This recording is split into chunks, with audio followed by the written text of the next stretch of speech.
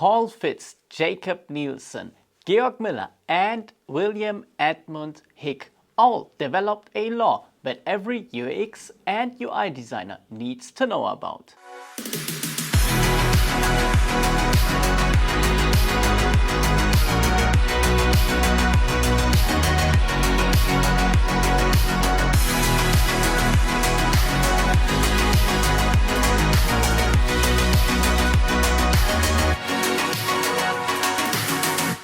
Hello and welcome back everyone to the UX Agency, and in today's video we will go over all the 4 laws by the 4 people that I have spoken about before. As you can see, I already grabbed one of our whiteboards so I can give you some nice samples on each of the laws. The first law that every UX and UI designer needs to know about is Fittts Law, and it focuses on the distance from the cursor to a button and the size of a button, and therefore you know how easy or difficult it is to hit that specific button. With all the samples I will do the exact same thing. I will paint you something in red and something in green. The red one is the bad sample and the green one is the good sample where I applied the law. So this is the first sample.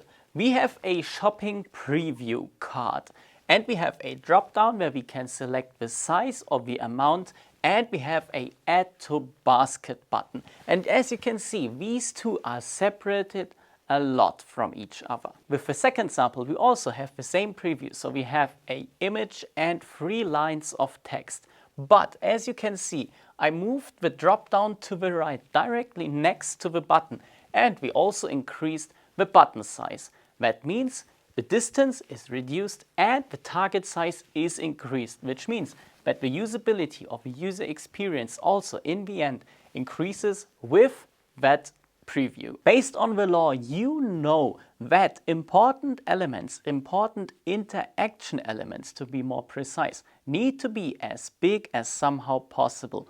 Also, the distance of actions that follow each other should be as small as somehow possible. So therefore, place elements that are required after each other very close to each other. For Miller's law, there is a formula and you need to know about it, and that formula shows you the index of difficulty. So it shows you basically how difficult it is to click that button, and therefore of course you need to know about the width of your target element and you need to know about the distance from your cursor. If we move on to Jakobs Law, that law says that you should apply principles or patterns that users know from other platforms, especially websites, to your website. For us in Europe, this search bar looks wrong somehow because we are used to read from left to right. What we have here is the search button to the very left, the filter drop down to the very right,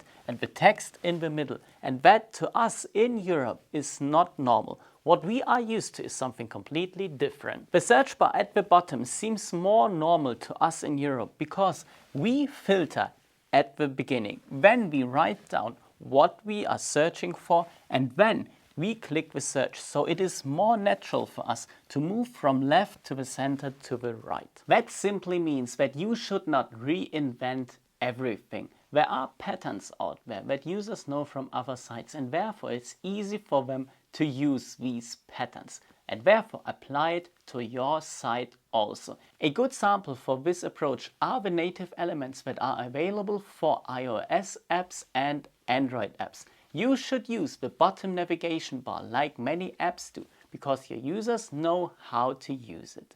You might already know that George Miller did quite some research on the human memory, and he found out that in our working memory we can save about 7 ± 2 items. For Miller's law, I will not use the whiteboard because I can't give you a good sample on that. What I can do, however, is I will show you 7 things right now. You should have seen most of them already. And if I'd ask you to tell me all the 7 items right now, this would be very difficult for you.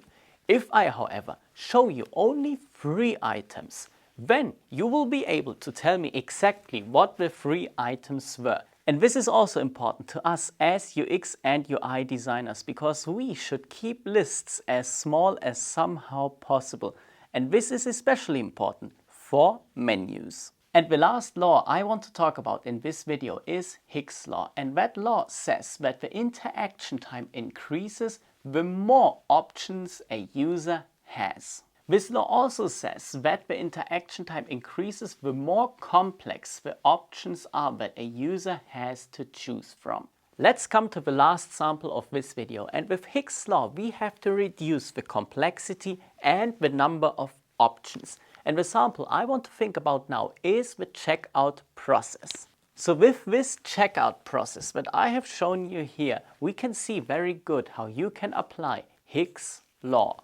We can either have this red approach, which is not a good one because we have all the information that we need to enter on one side, and that is not good because I have many different fields, many options that I can fill out. Also, the complexity is very high because I have to know all this information at once.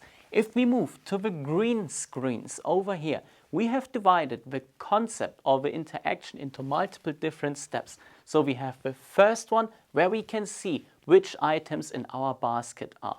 Then we have the second step where we enter the payment information. Then we have the third screen where we enter delivery information, and the last screen where we have the legals like the term and conditions that we need to accept.